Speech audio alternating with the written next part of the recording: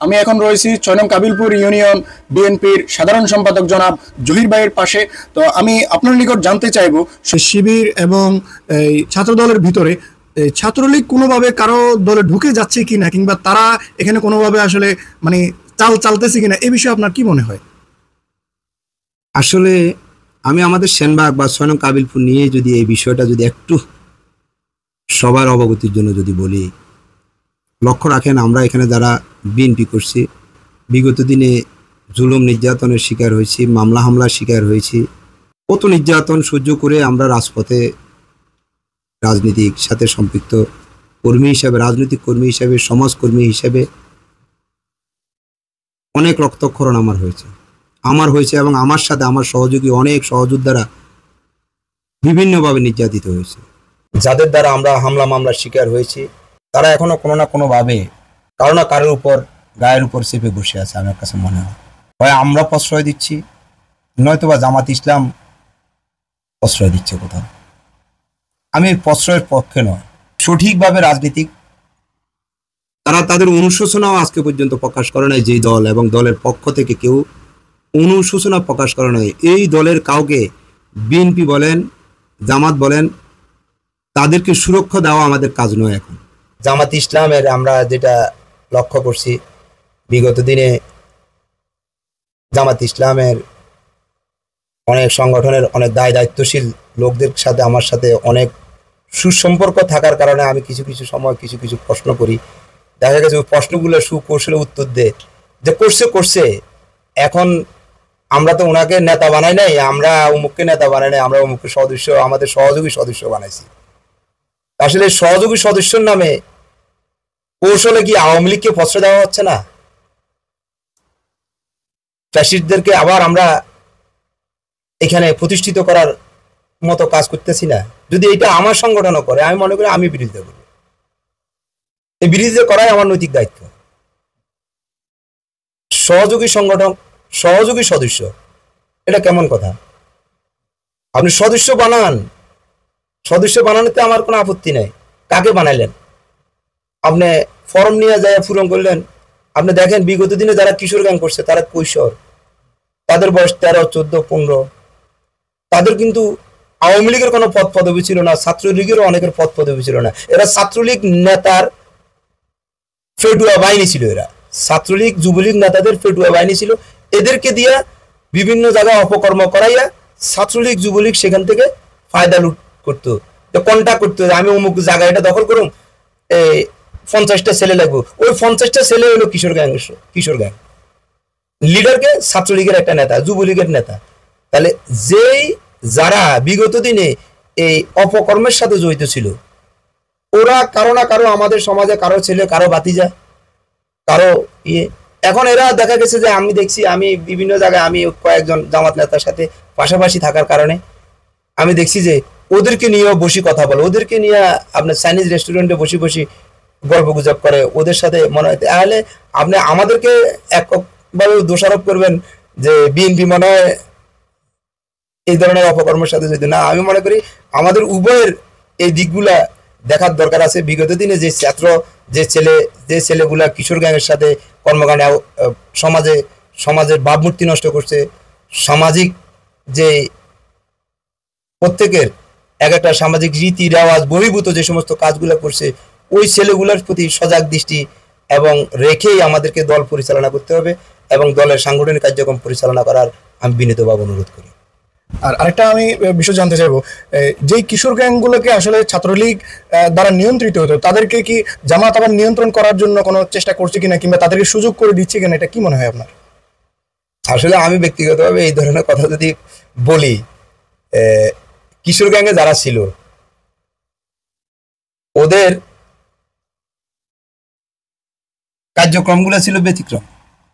ওরা বাইরের রাজনীতি করছে, অমুক ভাইয়ের রাজনীতি করছে, কিন্তু এরা দলগতভাবে মনে হয় অনেকাংশে অনেকের দেখা গেছে যে এরা শুধু নিজের পরিবার বা পরিজন বা অনেকভাবে মানে বাইরের রাজনীতি করতে যাইয়া দেখা গেছে ওইখানে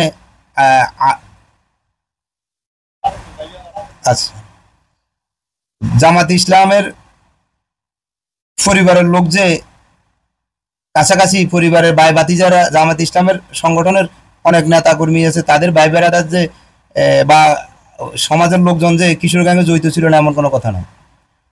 আমার প্রতিবেশী অনেকে ছেলে পেলে হয়তো কিশোর গ্যাংয়ের সাথে জড়িত ছিল। অতএব জামাত ইসলামের একজন নেতার প্রতিবেশী, তার পার্শ্ববর্তী এলাকার ছেলে পেলেও কিশোর গ্যাংয়ের সাথে জড়িত ছিল। এখন আমরা তো এটাদেরকে প্রত্যেককে চিনি, এরা চিহ্নিত হয়ে গেছে। তো এইগুলো যদি আমরা মনে করি, আমি মনে করি না যে এটা বিএনপির উপর আসছে, মনে করি না যে এটা জামাতের উপর আসছে। জামাত বিএনপি বড় কথা নয়, এদেরকে বয়কট করে চলাই এখন আমাদের কাজ।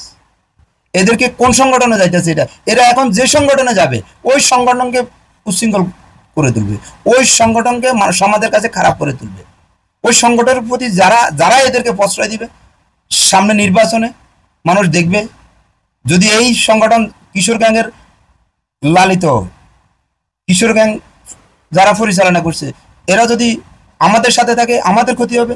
আর এরা যদি জামাত ইসলামের সাথে থাকে, জামাত ইসলামেরও আমরা যেটা মনে করি ইসলামী সংগঠন হিসেবে তাদেরও নীতি আদর্শের প্রতি হুমকির সম্মুখীন হবে। এরা কারো হবে না। এরা আফটার অল এরা কিন্তু তাদের একটা বাইকে প্রতিষ্ঠিত করব, আমাদের দলকে প্রতিষ্ঠিত করার জন্য তারা এখানে আসবে না। এরা যদি আসে, কেউ যদি বিএনপিতে আসতে চায়, আমরা তো বিএনপিতে এই ধরনের কর্মসূচি নেই, এখন পর্যন্ত হয় নাই। তবে জামাত ইসলাম যে সদস্য ফোরামের নামে যেটা হচ্ছে, আমি মনে করি এগুলো বন্ধ রেখে আমরা সবাই সামাজিক কর্মকাণ্ড করি, রাজনৈতিক কর্মকাণ্ড করি। আমি আমার বেস্টটা দেওয়ার চেষ্টা করি, জামাত ইসলামের বেস্টটা দেওয়ার চেষ্টা করো, তাহলে বাংলাদেশে একটা সুন্দর পরিবেশ, রাজনৈতিক পরিবেশ, গণতান্ত্রিক পরিবেশ ফিরে আসবে। সামনে আমরা জাতীয় নির্বাচনে প্রতিদ্বন্দ্বিতামূলক একটি নির্বাচন উপহার দিয়ে বাংলাদেশে জনগণের সরকার প্রতিষ্ঠিত হবে, এটাই আমাদের চাওয়া। আর আরেকটি বিষয় আমি জানতে চাইবো, জামাতে ইসলামের মধ্যে একটা বিষয় দেখা যায়, তারা আসলে নারী রাজনীতির একটি অগ্রগামী ভূমিকার দিকে নিয়ে যাচ্ছে, যেটা আসলে সকলে মনে করে। আপনাদের পক্ষ থেকে কি নারী রাজনীতির ক্ষেত্রে মানে বাড়িতে গিয়ে মহিলাদেরকে রাজনীতির প্রতি উৎসাহিত করা কিংবা ভোট চাওয়ার বিষয়ে এই ধরনের কোনো পরিকল্পনা কিংবা কোনো বিষয় আছে কিনা? আসলে এটা তো আসলে জামাত ইসলামের রাজনৈতিক কৌশলের একটা অংশ, নারীদেরকে গ্রামের যারা গৃহিণী, বিশেষ করে গৃহিণীদেরকে প্রতি ইসলাম প্রসার আমাদের তো যখন এখন ওয়াজ মাহফিল হয়, ওয়াজ মাহফিল নারীরাও শুনে, পুরুষরাও শুনে। একটা মাহফিল কিন্তু মুখে বলে না, এটা মাইকিং, চতুর্দিকে মাইকিং থাকে। মানুষকে হেদায়েতের রাস্তা আনার জন্য যদি আমরা কর্মকাণ্ড যদি হয়, আমাদের প্রত্যেক মসজিদে, জুমা মসজিদে যে খুতবা দেওয়া হয়, কোনটা আমরা ইমান আমলের পরিপন্থী, কোনটা কি ইমান আমলের পরিপন্থী? ইমান আমল ধরে রাখার, আখলাক ধরে রাখার জন্যই তো সব কথাগুলো বলা হয়। জামাত ইসলাম বিশেষ একটা কার্যক্রম চালাইছে, মহিলা জামাত কিন্তু আমাদের মা চাচিরাও যায়। বিশেষ করে আমি আমার মাকেও দেখছি, আমার অনেক আত্মীয় স্বজনকে মহিলা জামাতে যায়। মহিলা জামাতে যাওয়ার মানেই যে উনি জামাত ইসলামের একেবারে দ্বারক বাহক হয়ে যাবে, এটা আমি মনে করি না। ওখানে ইসলামিক যারা অনেকের মহিলারা একত্রিত হয়ে তারা কিভাবে আমল করলে দুনিয়াবি এবং আখিরাতের ফায়দা হাসিল করবে, ওই বিষয়ে মহিলা জামাত। কিন্তু ওই মহিলা জামাতকে যদি আপনি একটা কোনো সংগঠন যদি নিজের সংগঠনের হিসাবে চালিয়ে দেয়, তাহলে আমি মনে করি এটা রাজনৈতিক অপকৌশল হবে, ইসলামকে আপনি বিতর্কিত করা হবে মনে হয়। কারণ ইসলামী সংগঠন তো আমরা তো ইসলামকে মানি। বাংলাদেশ জাতীয়তাবাদী দল কি কমিউনিস্ট রাজনীতি করে নাকি? আমরা কি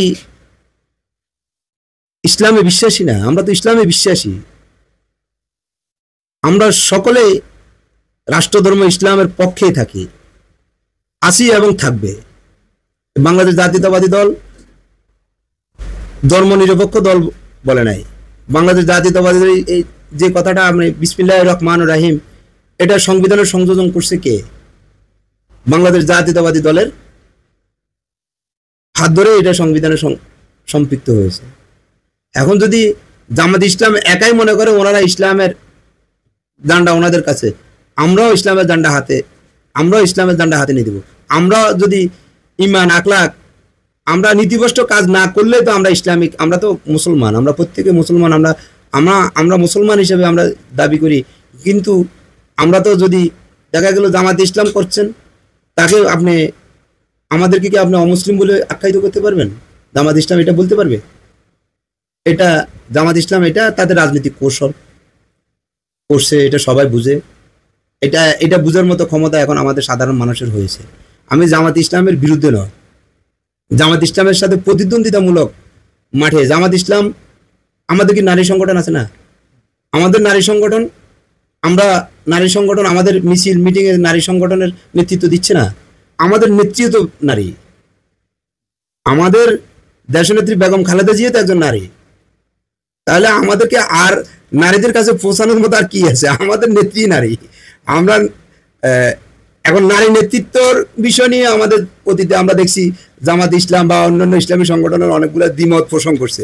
এখন যদি নারী নেতৃত্বের কথা বলে, যদি আবার নারীদের কাছে যায়, যদি বলে যে আমরা ভোটে জামাত ইসলামে সাথে থাকলে বেহেশতি, আর অন্য দলের সাথে যেটা আমার মানায় না, ওই কথা বলা ঠিকও না। এই ধরনের কথা আমরা সবাই আল্লাহর রহমত কামনা করি, যেন আল্লাহ সবাইকে হেদায়েত দান করে। এই ধরনের অপচেষ্টা বা অপরাজনীতি থেকে আমরা সবাই বেরিয়ে এসে সমাজের কাজে, রাষ্ট্রের কাজে, ইসলামী মূল্যবোধে বিশ্বাসী আমরা সকল দল, আমরা যারা ইসলামী মূল্যবোধে বিশ্বাসী, আমরা ইসলামকে আমরা মাথার উপরে রাখি। ইসলাম আমাদের মাথা, ইসলাম যেন আমাদের প্রত্যেকের মাথার মুকুট হয়। ইসলাম নিয়ে যেন আমরা কেউ টানাটানি না করি। ভাই জামাত ইসলাম করি আর বাংলাদেশ জাতীয়তাবাদী দল করি, ইসলামকে আমরা মাথার মুকুট হিসেবে আমরা সবাই যেন দেখি। ইসলাম এক জিনিস। রাজনীতি করতে গিয়ে আমরা কেউ সাংবিধানিক গঠনতান্ত্রিক বাংলাদেশে, এই বাংলাদেশে উপমহাদেশে আপনি দেখেন এখন গণতান্ত্রিক দেশ হিসেবে যতগুলো দেশ আছে, এখানে গণতান্ত্রিক দেশের সংখ্যায় বেশি। আর যে সমস্ত দেশে আপনার বামপন্থীরা নিয়ন্ত্রণ করছে, বা আপনার এখন বিশ্বের গ্লোবাল পলিটিক্সে তো অনেক কিছু হচ্ছে। আধিপত্যবাদ এখনো, আধিপত্যবাদেরা এখনো অনেকভাবে আধিপত্য বিস্তার করছে। যেমন বাংলাদেশের প্রতি আধিপত্য বিস্তার করে গেছে বিগত দিনে ফ্যাসিস্ট সরকারের উপর ভর করে বাংলাদেশটাকে একটা, বাংলাদেশ থেকে ফায়দা লুটার জন্য বাংলাদেশটাকে একদম অলস করে দেওয়ার, বাংলাদেশটাকে অসল করে দেওয়ার, মেরুদণ্ডহীন একটি বাংলাদেশ বানানোর যে অপচেষ্টা ভারত করেছে, আজকে আমাদের ফ্যাসিস্টের বিদায় হওয়ার পরে ভারত এখনো বসে রয়েছে। এখানে বিভিন্নভাবে ইসলামী সংগঠনের ভিতরে তারা ঢুকার চেষ্টা করবে, আমাদের ডানপন্থী রাজনীতিদের ভিতরে ঢুকার চেষ্টা করবে। বাংলাদেশে বামপন্থী রাজনীতি আছে, তাদের উপর ভর করে বাংলাদেশে বিশৃঙ্খলা করবে। এগুলো যেন না করতে পারে, সেদিকে আমি মনে করি যারা ইসলামী সংগঠন করে এবং বাংলাদেশ যারা জাতীয়তাবাদে বিশ্বাস করে, সকলকে সজাগ থাকতে হবে যে বাংলাদেশকে এখন নতুন করে সাজানোর জন্য নতুন একটি বাংলাদেশ যদি দেখতে হয়, আমাদেরকে প্রত্যেককে নৈতিক আদর্শে আদর্শিত হয়ে প্রত্যেকে একটি সুন্দর বাংলাদেশ নির্মাণের অপেক্ষায় থাকেন। একটি জাতীয় নির্বাচনে প্রতিদ্বন্দ্বিতামূলক ফ্যাসিস্টদেরকে যেভাবে বিদায় দিয়েছে, সামনে যেন আর আমাদের কারো কর্মকাণ্ডই যেন ফ্যাসিস্টের বহিঃপ্রকাশ না ঘটে। এটা আমরা নিজেরা নিজেদের ভিতরে যদি একে অপরকে যদি আমরা যেটা দেখছি রক্তাক্ত, আর যেন কোনো রক্ত না দেখি, আর রক্ত আমরা দেখতে চাই না কোনো দলের থেকে, আমরা রক্ত দেখতে চাই না। আমরা বাংলাদেশ একটি সুন্দর বাংলাদেশ দেখতে চাই। আমি আমার ইউনিয়নের যারা জামাত ইসলাম করে, আমার অত্যন্ত শ্রদ্ধাভাজন অনেক জামাতের নেতা আছে, অত্যন্ত শ্রদ্ধাভাজন, এবং উপজেলাতেও যারা জামাত ইসলামের সাথে সম্পৃক্ত আমার অত্যন্ত শ্রদ্ধাভাজন ব্যক্তিত্বরা জামাত ইসলামে আছে।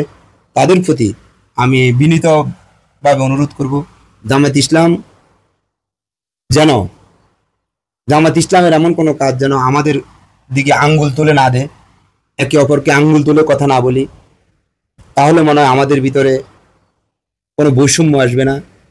ভাই ভাই, ইসলামী মূল্যবোধে আমরাও বিশ্বাসী, আপনারাও ইসলামী মূল্যবোধে বিশ্বাসী। আমরা মুসলমান, আমরা একে অপরের ভাই। ভাই ভাইয়ের সাথে যদি কোনো রকমের মত পার্থক্য হয়, আমরা সবাই মিলে বসি। আমি চেষ্টা করব আমার ইউনিয়নে যারা জামাত ইসলাম করে, যদি কখনো কোথাও ত্রুটি বিচ্যুতি আমার হয়, আমাদের দলের কোনো নেতাকর্মীর হয়, আমাদের সাথে যোগাযোগ করবে, আমরা সেটা সংশোধন করে নেব এবং মিলেমিশে এই সমাজ, প্রত্যেকটা সমাজে ন্যায়ভিত্তিক সমাজ ব্যবস্থা, ন্যায়ভিত্তিক আপনাদের প্রত্যেকের ন্যায়ভিত্তিকভাবে আমরা যেন ফ্যাসিস্টকে প্রশ্রয় না দিয়ে ন্যায়ভিত্তিক একটি সমাজ ব্যবস্থা আমরা 6 নং কাবিলপুর ইউনিয়নে গঠিত করতে পারি। এই বিষয়ে যদি আমাদের কোনো ভুল থাকে এটাকে পাবলিশড না করে আমরা আগে নিজেদের ভিতরে নিজেরা আলোচনা করে এগুলো সমাধান করে নেব। আমি সবসময় চেষ্টা করেছি, এখন পর্যন্ত আমি যতদিন এই 6 নং কাবিলপুর ইউনিয়নে আমার ছাত্রদল থেকে বেড়ে ওঠা থেকে শুরু করে জামাত ইসলামের সাথে আমার কখনো বৈরিতা সৃষ্টি হয় নাই, ছাত্র শিবিরের সাথে আমার কখনো বৈরিতা সৃষ্টি হয় নাই, বা জামাত ইসলামের কোনো নেতার সাথে আমার কোনো বৈরিতা কখনো সৃষ্টি হয় নাই। আমি আশা করব আগামী দিনগুলোতেও রাজনৈতিক মত পার্থক্য থাকলে, মত আদর্শের পার্থক্য থাকলে পারে আমরা আপনার মতো করে আপনি প্রতিবাদ, যদি আমার বিরুদ্ধে আপনি প্রতিবাদও করেন, প্রতিবাদ সমাবেশও করেন, আমি সেই প্রতিবাদ সমাবেশে আপনাকে আঘাত করতে যাব না। আমিও মানুষকে বুঝাতে, আমিও প্রতিবাদ জানাবো আপনার বিরুদ্ধে, তবে কেউ কাউকে আঘাত না করে প্রত্যেকে সংযম আচরণ করে একে অপরের সাথে সহনশীল আচরণ করে মারমুখী অবস্থানে না গিয়ে প্রত্যেকের জায়গায় ধৈর্য ধারণ করে আমরা মিলেমিশে আমাদের একে অপরের ভুল বুঝাবুঝি থাকলে আমরা আবারও বিনয়ের সাথে বলবো জামাত ইসলাম যারা 6 নং কাবিলপুর ইউনিয়নে করছে তারা অত্যন্ত যোগ্যতা সম্পন্ন ব্যক্তি, তাদের সাথে আমাদের অত্যন্ত সুসম্পর্ক আছে এবং এই সুসম্পর্কের ভিত্তিতে আমরা একে অপরের বিরুদ্ধে লেখালেখি করতে যেন উস্কানিমূলক কোনো কথা না লিখি। আমি দেখছি কিছুদিন আগে জামাত ইসলামের আমির সাহেব শফিকুর রহমান সাহেব যে কথা বলছে, ওয়াজ মাহফিল, উনি একটা বলছে যে আমরা অতিরঞ্জিত যেন না করি, অতিরঞ্জিত কথা যেন না বলি। এটি আমার কাছে ভালো লাগছে। ভালো লাগার যে কথাগুলো এগুলো ভালো লাগে, সবার কাছে ভালো লাগে। আমরা অতিরঞ্জিত করতে, ইসলাম অতিরঞ্জিত পছন্দ করে না, বাড়াবাড়ি পছন্দ করে না। ইসলামে বাড়াবাড়ি আপনার স্থান নেই। আমি মনে করি ইসলাম নিয়ে বাড়াবাড়ি করা কোনোভাবে আমাদের তাই মনে হয়। ইসলাম মানুষকে ধৈর্য ধারণ করা শিখায়, ইসলাম মানুষকে সংযম হওয়া শিখায়, ইসলাম মানুষকে আদর্শের রাজনীতি শিখায়। আমি মনে করি যদি আদর্শ ভিত্তিকভাবে রাজনীতি করে যে কাজটি হবে, যদি আমি যদি ভালো কাজ করি, আমার দেখা দেখি আমাকে আপনি বা 10 জন লোক আমাকে সাপোর্ট করবে। জামাত ইসলামের নেতারা যারা আছেন তারা যদি ভালো কাজ করে, এদেশের মানুষের যদি ভালোবাসা অর্জন করতে পারে, আমার সমস্যা কি? তাহলে ওই দিক থেকে আমি ব্যর্থ। আমি চেষ্টা করব যেন মানুষ আমার দল এবং আমাদেরকে যেন ভালোবাসে, আমি সেই ভালোবাসার জন্য কাজ করব। জামাত ইসলামের সে ভালোবাসা পাওয়ার জন্য কাজ করুক। আমার বিরুদ্ধে লেখালেখি করলে বা বিএনপির বিরুদ্ধে লেখালেখি করলে ওনাদেরকে জনসমর্থন বেড়ে যাবে? আমি মনে করি না। আমি যদি জামাতের বিরুদ্ধে লেখালেখি করি আমার সমর্থন বেড়ে যাবে না, এটা কখনো ঠিক নয়। এই ধরনের কাজে আমরা কেউ যেন না যাই। আমি বিনয়ের সাথে আমাদের যারা জামাত ইসলাম ছাত্র শিবিরের রাজনীতির সাথে আমাদের 6 নং কাবিলপুর ইউনিয়নে যারা জড়িত আছেন অনেকের সাথে চেনা জানা লোক, কারো বিরুদ্ধে আমি নয়, কারো বিরুদ্ধে বিষোদাগর করার জন্য নয়। এটি আমরা প্রত্যেকের এক একজন এলাকার নাগরিক হিসেবে এলাকার সুশাসন যেভাবে প্রতিষ্ঠিত করতে পারি সে বিষয়ে কাজ করলে আমরা এই সমাজকে একটি নতুন বাংলাদেশ, এই সমাজে একটি নতুন সমাজ, নতুনত্ব আসবে। অতীতের ন্যায় আর যেন কোনো আগ্রাসনে আমরা যেন না পড়তে হয়। আমরা যেন নিজেরা প্রত্যেকে নিজেদের ভিতরে একে অপরের সাথে কাঁধে কাঁধ মিলিয়ে আমরা এই জাতীয় নির্বাচন এবং জাতীয় নির্বাচনের পরে রাষ্ট্র ক্ষমতা যে আসুক একটি গণতান্ত্রিক বাংলাদেশে আমরা যেন সুন্দরভাবে বসবাস করতে পারি এবং সমাজে সুশাসন প্রতিষ্ঠিত করতে পারি। এই বিষয়টা আমি সকলের প্রতি উদাত্ত আহ্বান থাকবে যে আমরা সবাই সংযমভাবে আমরা একে অপরের বিরুদ্ধে না সুদাগান না করি, এমন লেখালেখি না করি, কারো উস্কানিমূলক কথায়। আমি দেখছি আজকে 2 দিন যারা ছাত্রলীগ যুবলীগ করছে তারা দেখা গেছে বিভিন্নভাবে আমাদেরকে হেয় প্রতিপন্নমূলক স্ট্যাটাস দিচ্ছে যে এক ফলকে সম্পর্ক নষ্ট হয়ে গেল। সম্পর্ক কোথায় নষ্ট হলো? বাংলাদেশ এবং বাংলাদেশ জাতীয়তাবাদী দল এবং বাংলাদেশ জাতীয়তাবাদী দলের সাথে সম্পর্ক নষ্ট হবে না আমি মনে করি। এই বাংলাদেশে বাংলাদেশ জাতীয়তাবাদী দল এবং বাংলাদেশ জামাত ইসলাম প্রতিদ্বন্দ্বিতামূলকভাবে নির্বাচন করবে এবং বাংলাদেশে গণতন্ত্র ফিরিয়ে আসবে এবং বিগত ফ্যাসিস্টকে বিদায় যেভাবে বিদায় করছে যে আশায়, এই লক্ষ্য আমাদেরকে পুষতে হলে বাংলাদেশ জাতীয়তাবাদী দল এবং বাংলাদেশ জামাত ইসলাম এমন কর্মকাণ্ড করবে না, যে কর্মকাণ্ডের কারণে আমাদেরকে কেউ কারো কাছে লজ্জিত হতে হয়, কারো কাছে প্রশ্নবিদ্ধ হতে হয়। কোথায় এখন যদি কেউ বলে যে ও জামাত তো আপনাদের সাথে না, এই কথা বললে আমরা লজ্জিত না? আমরা অপমানিত, আমিও অপমানিত বোধ করবো, আমি ব্যক্তিগতভাবে অপমানিত বোধ করবো। জামাত ইসলাম তো আমাদের, জামাত ইসলামও তো ফ্যাসিস্ট দ্বারা নির্যাতিত। জামাত ইসলামের অনেক নেতাকে বিনা বিচারে ফাঁসির কাস্টে ঝুলেছিল। আমাদের বিএনপির অনেক বড় বড় নেতাদেরকে ফাঁসির কাস্টে ঝুলাই দিয়েছিল ফ্যাসিস্টরা। আমাদের বেগম খালেদা জিয়ার বিরুদ্ধে অন্যায়ভাবে মামলা দিয়ে আপনার কারাবন্দি রাখছিল। আপনার জামাত ইসলামের অনেক নেতাকে আয়নাঘরে থাকতে হয়েছে না, বিএনপির নেতাদেরকে আয়নাঘরে থাকতে হয়েছিল না, জীবনযাপন করছিল। আমরা কি ভুলে গেছি এত তাড়াতাড়ি? আমরা এগুলো ভুলে গেলে চলবে না, আমরা এগুলো মাথায় রেখে আমাদেরকে কাজ করতে হবে। এই বাংলাদেশে যেন আর আয়নাঘর সৃষ্টি না হয়, এই বাংলাদেশে যেন আর বিনা বিচারে কাউকে ফাঁসির কাস্টে না যেতে হয়। এই আশাবাদ আমি আপনাদের মাধ্যমে, আমাদের এখানে এখন জামাত ইসলাম এবং বিএনপি উভয় আমরা সমমনা দল, ইসলামী মূল্যবোধে বিশ্বাস করি, আমরা একে অপরের ভাই ভাই। আমরা সম্প্রতি যে ঘটনাগুলো ঘটছে এই ঘটনা অনাকাঙ্ক্ষিত ঘটনাগুলো আমরা আর কেউ কোনো রকমের অন্যের কথায় বা অন্যেরা কোনোভাবে আমাদেরকে কেন যেন আমাদেরকে হতভম্ব না করতে পারে। আমাদের লক্ষ্য উদ্দেশ্য হলো বাংলাদেশকে একটি নতুন বাংলাদেশ বিনির্মাণ করা, বাংলাদেশে গণতন্ত্র ফিরে আনা, বাংলাদেশে গণতন্ত্র কীভাবে সুপ্রতিষ্ঠিত হয়, আইনের শাসন সুপ্রতিষ্ঠিত হয়, সে বিষয়ে লক্ষ্য রেখে আমাদেরকে কাজ করলে আমরা মনে হয় একটি সুন্দর বাংলাদেশ উপহার দিতে পারবো। ধন্যবাদ। আমি ভাইয়ের কাছ থেকে আসলে অনেকগুলো দিক নির্দেশনামূলক কথা আসলে শুনতে পেরেছি এবং আপনাদের কাছে প্রচার করার সুযোগ পেয়েছি। তো আমি ভাইয়ের নিকট ধন্যবাদ জানিয়ে আমাদের আজকের প্রতিবেদনটি এখানে সমাপ্ত ঘোষণা করতেছি। পরবর্তী প্রতিবেদনে দেখা হবে, সে পর্যন্ত ভালো থাকুন, সুস্থ থাকুন, আল্লাহ হাফেজ।